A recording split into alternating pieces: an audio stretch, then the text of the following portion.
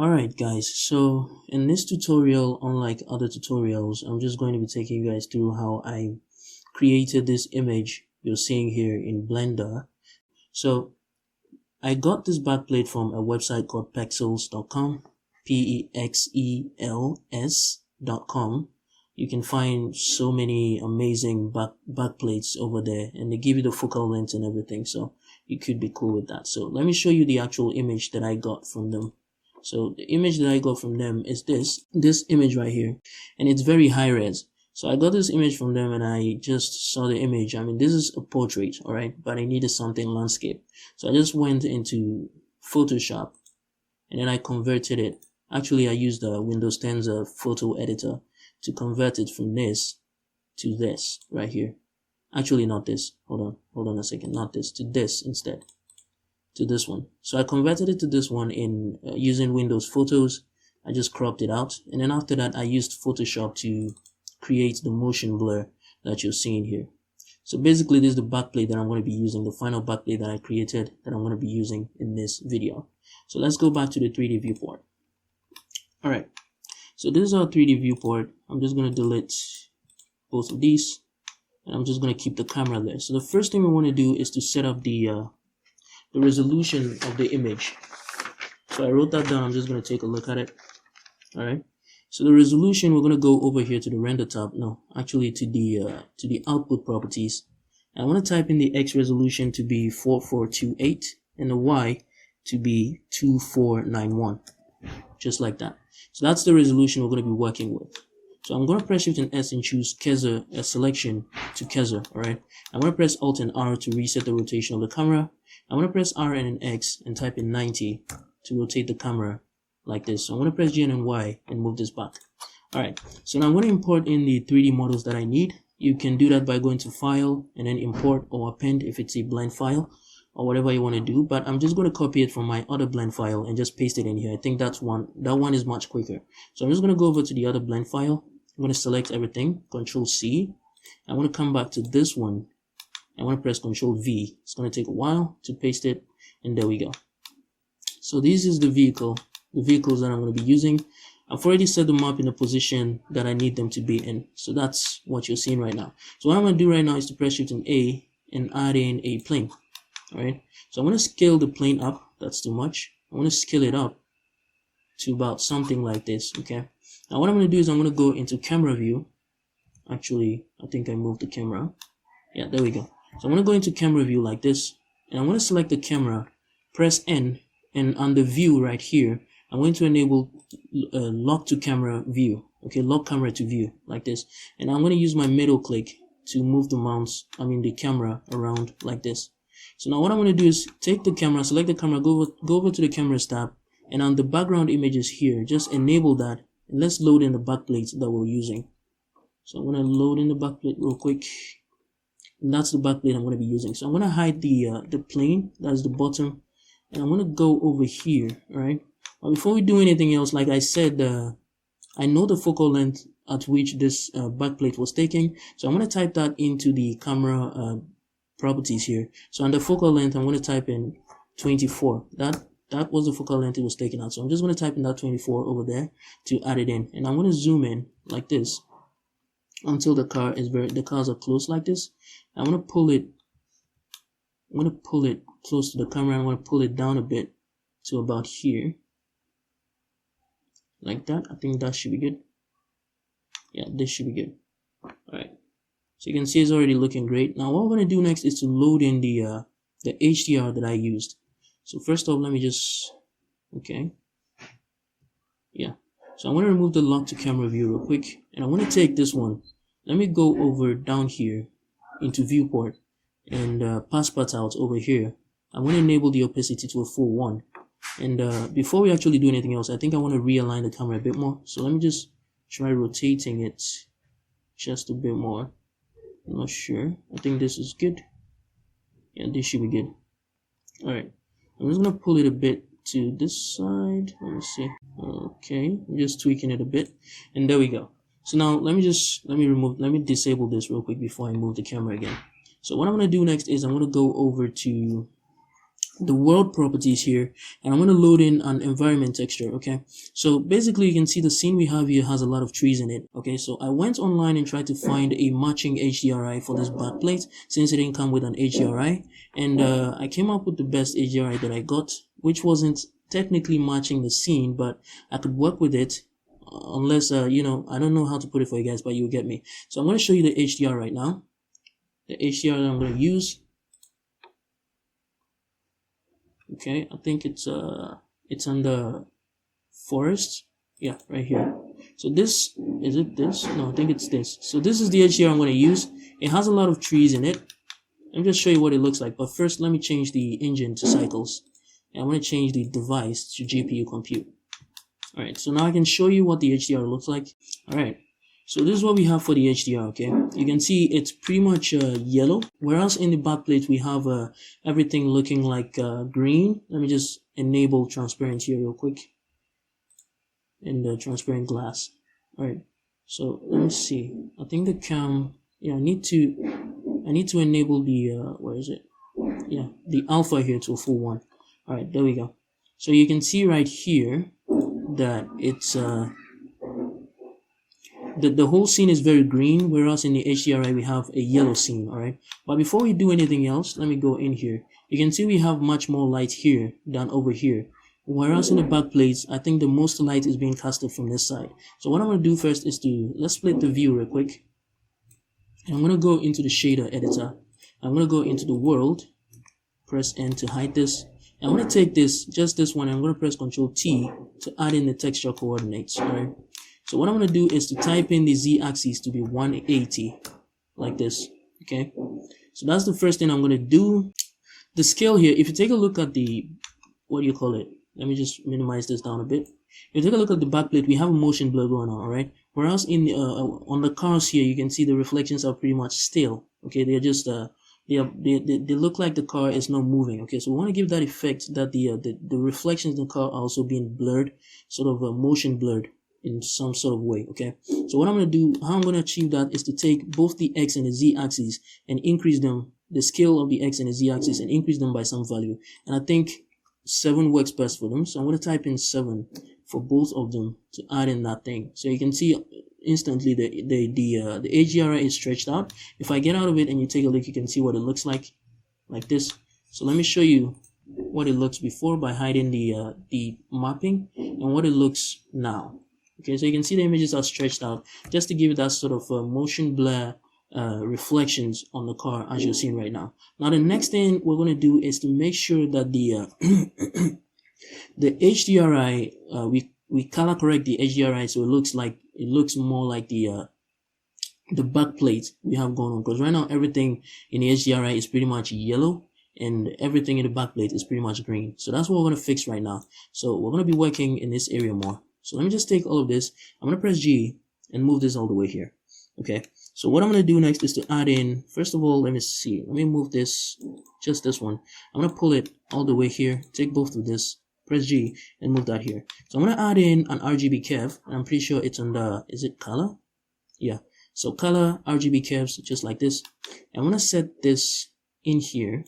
Let me get out of this view so I can see things much clearer over here. So I'm going to set this down. I'm going to drag this, no, not for the color, for the R. And I'm going to set this to vector handle. All right, so I'm going to change it to vector handle. Just click on this arrow and change it to vector handle. So I'm going to take this, is it vector? I don't think it's vector, is it? Let me see. Yeah, vector handle. So just click it once or twice to enable it. And I'm going to drop this down to about, let me see. Okay, 0.6. Let me just type in the values because I think I have them here. So I'm going to go with this 1.06731 here. And then for the Y, I'm going to go with 0.0295. Is that right? 0.0, no, sorry, it's 0.295. And the Y here is 0.67391. Yeah, there we go. And now for the green as well, because we're going to be doing it for only the red and the green, not the color and the blue. So we're going to ignore color and the blue and only do it for the red and the green. So the green, I'm just going to add one in here, change it to vector handle, And now we're going to type in the values here as well. The first one is 0.68478. And the second one is 0.295. The same exact value. So when we take a look at that right now, let's take a look at what it looks before. Let me set this in here. Let's take a look at what it looks now. Okay, so this is the first stage. Now the next thing we're going to be doing, is to add in an RGB. Okay, so I'm going to go to color and add in RGB. I don't think it's in here, so I'm just going to search for it, RGB, right here. I'm going to set that down here. Okay, so let's go in here and let's set the color up. I'm going to click on the RGB tab here, and I think the red value that I went for, so actually these values I actually experimented in the main thing that I did before getting them. Okay, so you're going to have to experiment if you're doing your own project to find the best value that you need. So I'm going to type in the value, the first one, the red being 0, in the, I think, green. Yeah, green is 0.00282, and then blue is 0.002634. So something like a dark green. You can see it's very dark green right there. And what I'm going to do next is to add in a mix RGB. So I think it's under color, mix RGB right here. And I'm going to set this one right here to the top. Sorry. I'm going to set this to the top and that one to the bottom. And what I'm going to do is I am going to change the mix type here to hue. Okay, so I'm going to change it to hue. And you can see instantly it gives us the color that we need. It's matching the backplate bit by bit. So this is the second thing we set up. Let me just pull this over here. Pull this all the way here. And let me just set this into the background. Take all of this, pull it back. And now the next thing that we're going to do, because if you take a look at the HDRi right here, you can see the green, the hue that we added in is actually affecting the sky as well. Okay, so the sky you're seeing here, besides the trees, is also being tainted with a green, and we don't want that happening. So what we're going to do is to only have the color affect only the trees and not the cloud. So what we're going to do with that, what we're going to do to achieve that is to add in a math node. So let's go to converter math node right here, and I'm going to set the color here, this color right here, into this side right here. And what I'm going to do next is to let's add in a color ramp, converter color ramp right here. And I'm going to set this add here into the color ramp over here. I'm going to set this to ease instead of linear. Let me just press G and pull this up a bit. Now let's set the math node to greater than. Okay, so we set it to greater than. What we're going to do is we're going to select the areas that we don't want them to be affected and isolate them out from being affected by this hue we have going on here. So if we take a look at this right now, you can see the clouds are being separated from the other stuff that we have going on. So let me see, I think, yeah, greater than is the best value. So what I'm going to do next is to add in a mix RGB again. So I'm going to go to color, mix, and I'm going to set that down here. We're going to set this mix RGB to add right here, and I'm going to set this right here. First of all, let me take this image texture right here. Okay, so this one, we're going to set it over here to the bottom, and we're going to take this hue over here and set it to the top right here, and we're going to control the mix type with this color ramp over here by plugging it into the factor. And now let's take a look at what that looks like. So you can see the sky is not being affected by the hue. Let me show you what I mean by selecting the hue here. And you can see the cloud used to have some green tint to it, but take a look now and see, you can see the green tint is being reduced from the sky, just the way we want it to be. So I'm going to set this now into this side. And that's pretty much it. So right now we have the HDRi matching the backplate that we have going on. So let me just reduce the side a bit, and let's go in here, and you can see everything is matching very nicely. So this is what we had before. Let me switch between them for you guys to see. This is what we had before. You can see very yellow, and this is what we have now, very green. So what we're going to do next is we're going to set up the render layers so that we can start compositing them once they're done rendering. So I'm going to go over here. Let me press Alt and H to bring our plane back. Now what I'm going to do first is let me go to solid view. Now I'm going to go in here. So let's subdivide this. Okay, I'm going to bring this up and type in the number of cuts to be 100 like this, and I think, yeah, that's pretty good. So now what I'm going to do next is to take these ones You just press Control and plus and select them all the way close to the middle like that. Let me go in here. Yeah, so Control minus until I have it right at the edge like that. I think that should be good. Now press X and delete those vertices. So I want to take all of this, press G and then Y, pull it back a bit, but don't let it go beyond the camera over here, okay? So now let me just look through the cam now. And what we're going to do is we are going to, let's go over in here. We're going to add in a material to this plate over here, okay? This ground we have going on. I'm going to go in here and I'm going to add in a new material. I want to call this ground. Okay, so we're going to give it the ground that we have going on in the backplate. So what I'm going to do is I am going to take, let me change this to object so we can texture the ground we have going on. And what I'm going to do is I'm going to add in, what do you call it, an image texture. So texture, image texture. I'm going to set this in here. Let me just press Control T.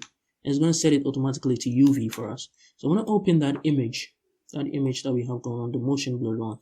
I'm just going to open it in there. And what I'm going to do now is to go into edit mode over here. And let me just split this view again. Go over into the UV editor right here. And you can see it's already unwrapped, but we don't like it the way it is right now. So what I'm going to do is I'm going to press U and then project this from view like this, okay? Just so it has the plate going on down there. So if I take a look at this, you can see it's going to match the HDRi we have going on. So if I move the plane, you can see it's matching it very perfectly. That was what I was looking to achieve, just so we can have some nice reflections on the car right here. All right. So what we can do next is to set up the whole plane. Now this plane here is a shadow catcher. Okay. So what we're going to do is we're going to go into the object properties here, and under visibility, we're going to enable it as a shadow catcher right here. And that's pretty much it.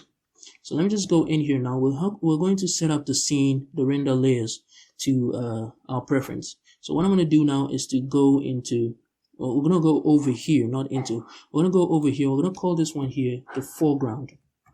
Okay, so that's the first one, the foreground. Now the foreground is not going to have the plane in it. The plane is not going to be visible in it. Obviously, it's a shadow catcher. So what I'm trying to say is we're not going to have the shadow in the foreground. Okay, so what I'm going to do is I am going to move this plane to a new collection and call that background. So that new collection, I'm going to call it background and move that in there. So what I'm going to do is to set this background to indirect only on this foreground layer. So I'm going to right click on this, go to view layer and set indirect only. All right. And I'm going to add in a new layer and call this background. Let me just add a C in here. Background, just like that. And what we're going to do in this one as well is that this one right here is only going to set, we're going to set that also as indirect only. All right. And that's pretty much it. So let me just minimize this, minimize that. And let's take a look at this. All right. So this is the shadow. Now let's enable transparent in here. Okay. So just enable transparent and enable transparent glass as well. So you can see we have the shadow on this layer, and let's go to the foreground. We only have the cars on. All right, so you can see on the foreground as well, we have the cars on it. Now, the final thing we have to do is motion blur on the tires, okay? So right now the tires are not rotating. We need to achieve that by animating the tires a bit. So I'm going to go back to solid view. Let me get out of this. Let me pull this up right here. I'm going to set this to 150. And what I'm going to do first is to take this tire right here, okay? So let me just go to the object properties. And then right here, I'm going to press I and insert the rotation, okay? Insert the rotation and go over to the object properties, and then down here I think it's inserted the location as well. I don't need the location, just the rotation.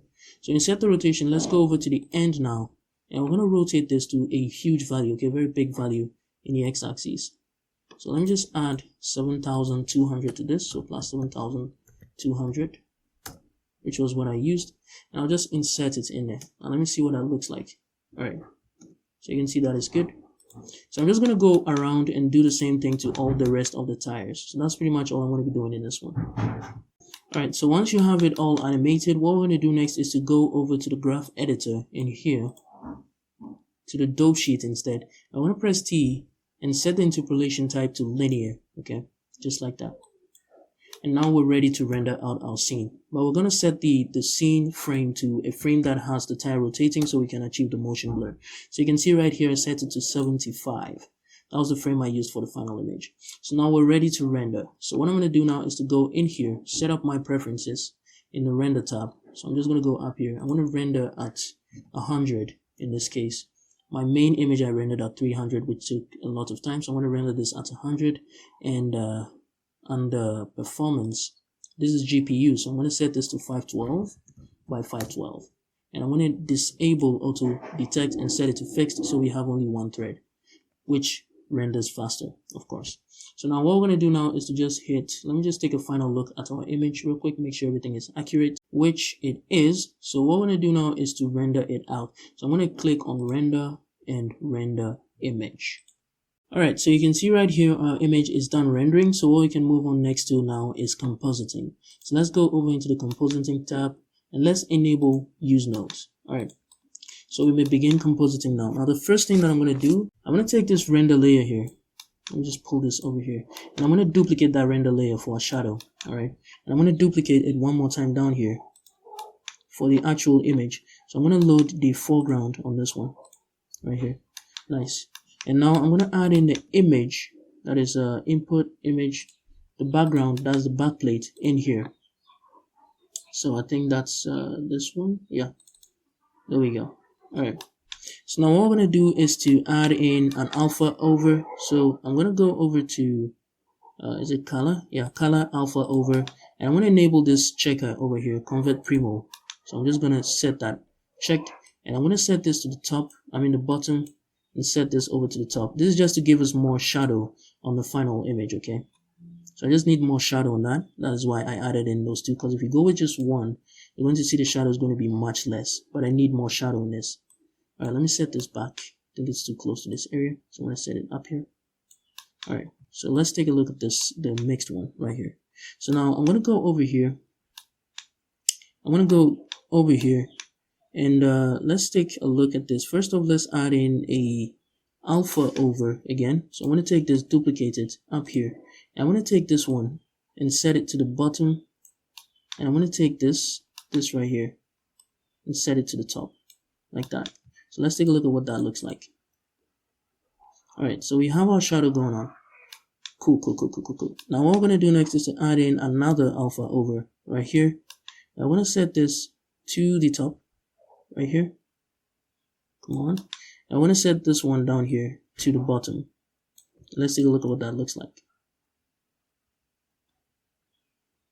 Alright, very nice. So you can see it's looking really great so far. The motion blur and everything going on. So now what we're going to do now is to add in a few things to make it look better. Right now I don't think the car has enough contrast to match the background image. So what I'm going to do is I'm going to add in a bit contrast to it with the color correction node right here. So I'm going to go to color and add in color correction, and I'm going to set the contrast right here to 1.005. Okay, let me see, 1.005. Yeah, there we go. You can see it's adding a bit of contrast to it just to match the background image. And I'm going to increase the gamma a bit as well with 1.0085, just to give it a bit of brightness, just a bit. You can see it, but it's there. All right, so now I think let's add a bit contrast to the backplate as well. So I'm going to add in another color correction here to the backplate, and I'm going to increase the contrast as well by the same amount, 1.005. Let's see what that gives us.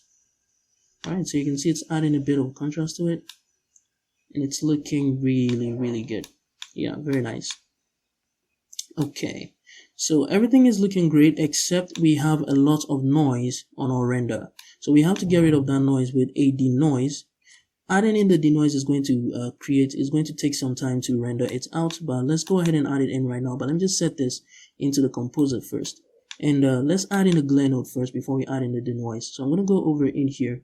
I think, let me just search for it. Type in glare. This is to add lens flare to the headlights, okay? So I'm going to set that in here. I'm going to set it to streaks. I'm going to set this to high. And I'm going to set the iterations to 3, this to 0.25. I'm going to leave those stable. This is the mix.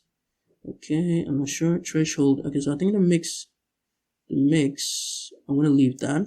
The threshold is 1, the streaks is 4, and the fade, on the other hand, I'm going to give it a 0.75. Alright, I think that's pretty much everything. Now let's take a look at what that looks like. Alright, so you can see the glare going on, but it's just subtle. It's not that It's not that visible, just a touch of glare to it, just to make it look good. And finally, we can add in the denoise in here now. So I'm just going to type in the search, and I'm going to type in denoise. So I'm going to set the denoise. No, that's not where it goes. Come on. My mouse is messing around. I need to get a new one. Denoise. Yeah. So that goes in here, and that's pretty much it. So we're just going to wait for it to render out, and we can finally save our image. Though we're still not done, we're still going to add in a few stuff. I'm not going to add it in here because I think the viewport is a bit too slow to be adding in more filter and stuff. So I'm going to use a different blend file to create the final composite. So let's just wait for it to render this out. It's going to take a while. Alright, so you can see that the noise actually did a pretty good job. Even at 100 samples, it looks really, really good. So now we can go ahead and save this image by going over to the image editor right here. I want to set this to the viewer node. Okay, so I'm just going to set it to the viewer node, and this is what we have as our final image. So I'm just going to click on image and then save as, and I'm going to save this in, let me see. I'm not sure where I want to save it, but I want to save it on my desktop, alright? I want to call it tutorial render. So touch render. I want to save this image. Alright, so with that saved, now we're going to jump into another blend file to create the final composite. Alright, so here we are in a new blend file. We're going to go over into the compositing section. Now we're going to use nodes right here, okay? So I'm going to change this render layer to image instead of render layer. So go to press Shift and S to enable switch type and add in, select image from the input drop down here. And we're going to load in the image that we rendered out and saved. And I think this is it, top render. I'm going to set that in, and let's add in the viewer node now. Alright, so I'll just pull this here. And this is what we have so far. So now I'm just going to do a bit compositing. Now I'm going to add in a color balance node here. So let me just go Shift A, color balance in here. I'm going to set that into the color balance right here. So I don't like the fact that the whole scene is too green. So what I'm going to do is I'm going to add in a bit red to sort of cancel out the green a bit and make it look more natural, that is yellow looking. Okay, so we're going to use, basically we are blending red and green, and when you blend red and green you get a yellow pretty much. So I'm just going to set this area right here to a red a bit, just to give it some yellowishness a bit like that. Okay, so I'm just adding a bit more redness just to make it a bit more yellow like that. And I'm going to increase the brightness here. That is the slider here. I'm just going to send it up just a tiny bit, just to give it a bit of brightness like that. I want to do the same thing here. Except this one, we're going to give it just a touch of red, not too much, just a touch like that. Very nice. I want to increase that also up a bit, just like that. Very nice. And finally over here, I'm just going to increase it a bit, just a bit more. All right, just like that. So if you want it to look a bit much brighter than what you have going on, you can just increase this up just to give it the brightness. This was just the brightness for you. But remember, it's being controlled by a red color over here. So it might change things a bit red in your whole scene. So you might want to take it easy on the slider right here. So let's drop it down a bit. All right, so you can see that's the final image. Let's set that into the composite. And once you're done, all you can do now is to go over to your image editor right here, and then go over to the viewer node, and now you can save your final image. And that's pretty much it. So that's how I went through to create that image that I posted on my Instagram, Facebook, and other areas at Station. So if you don't have all those, if you don't follow me on Instagram, I would like you to do that for me right now. Just go over to Instagram and type in the Natural Art Freak, or you can go to my channel. It should be on it. You can just go there. Also, you can follow me on ArtStation to see all of my new works, and also you can join our Facebook group and see what other people are creating out there. Yeah, so I'm gonna end this video here, and I'll see you guys in the next video.